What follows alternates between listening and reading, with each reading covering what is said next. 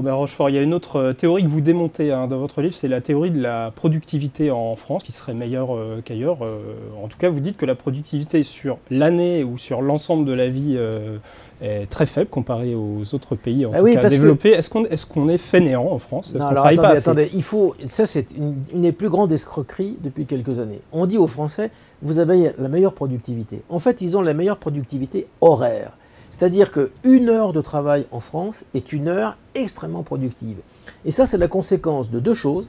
D'une part, des 35 heures, puisque, évidemment, comme dans beaucoup d'entreprises, on a dit aux gens, il faut faire en 35 heures ce que vous faisiez avant en 39 heures. C'est normal que la productivité horaire soit plus forte, puisque les gens courent pour faire en 35 heures ce qu'ils faisaient avant en 39 heures. Et pour une deuxième raison, c'est qu'on a un taux de chômage tellement élevé qu'à cause d'ailleurs des 35 heures, on a mis hors emploi tous ceux qui n'avaient pas la productivité. C'est un petit peu comme si on faisait une course et qu'on calculait la vitesse moyenne des coureurs, mais qu'en fait, on ait éliminé les 3/4 des coureurs et qu'on ait gardé que les 25% des coureurs les meilleurs. Bah évidemment, c'est pas compliqué de voir qu'eux, ils ont une moyenne horaire qui est très très très performante. Mais si on remettait tout le monde, ben, on verrait qu'à ce moment-là, c'est pas la productivité horaire qui compte, mais c'est la productivité sur toute une vie. Alors, comme non seulement on a 35 heures, mais qu'on rentre tard dans l'entreprise et qu'on part trop tôt, je dirais, non pas à la retraite, mais en chômage avant d'être à la retraite, on n'a pas une si bonne productivité. Alors, est-ce que la fin des 35 heures sont inscrites dans le programme de François Bayrou? Alors, voilà, ça c'est une bonne question parce que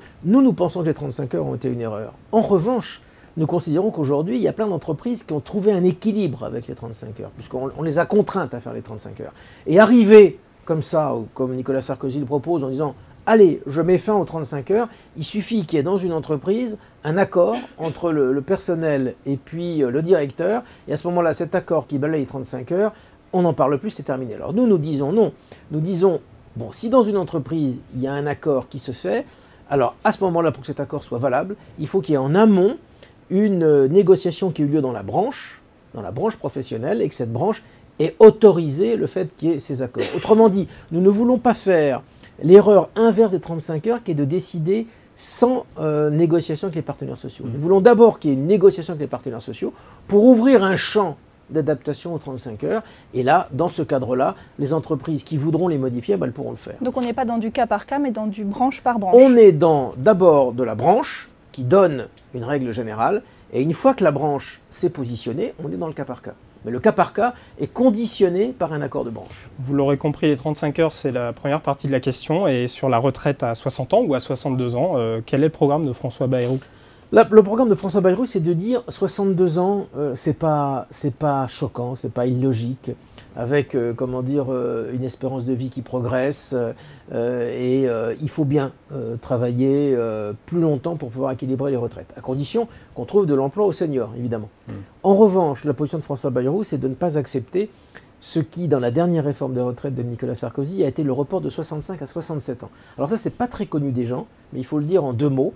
C'est que quand vous partez à la retraite sans avoir toutes vos annuités, eh bien, vous êtes doublement pénalisé. D'abord, vous êtes pénalisé parce que vous avez par exemple que 30 ans de vie professionnelle alors qu'il en faut plus de 40. Et ensuite, vous êtes pénalisé parce qu'on vous dit, comme vous n'avez pas vos années, on vous retire en plus un certain nombre de pourcents par année. C'est la décote. C'est la décote. Et en fait, ce que la dernière réforme a fait, la réforme Fillon-Sarkozy, c'est de dire, le moment où il n'y a plus de décote, on va le reporter à 67 ans, alors qu'il était à 65 ans. On va le reporter à 67 ans de la même façon qu'on fait passer l'âge légal de 60 à 62 ans. Et c'est là-dessus où on dit non. Parce que alors là, pour le coup, c'est trop fort. Arriver à 67 ans pour ne pas avoir de décote, c'est pas acceptable. Donc oui aux 62 ans, non aux 67 ans. Il faut rester à 65 ans pour ne plus avoir de décote.